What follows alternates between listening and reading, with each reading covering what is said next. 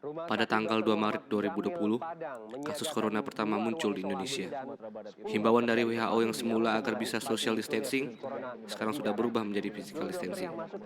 Di luar sana ada petugas medis yang sedang berperang melawan virus ini. Sebagian dari kita terancam tidak bisa berkumpul bersama keluarga di Lebaran tahun ini. Semoga semuanya cepat pulih dan kita bisa berkumpul lagi di Minangkabau, tanah Nanden Cinto.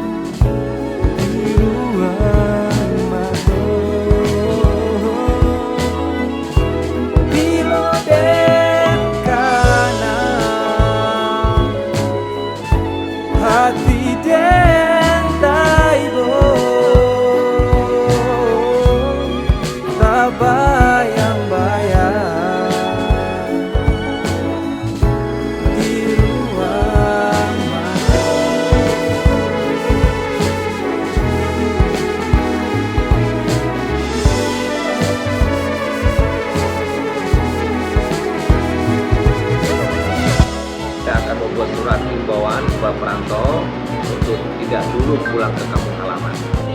Khawatir mereka datang membawa virus yang berdampak pada keluarga.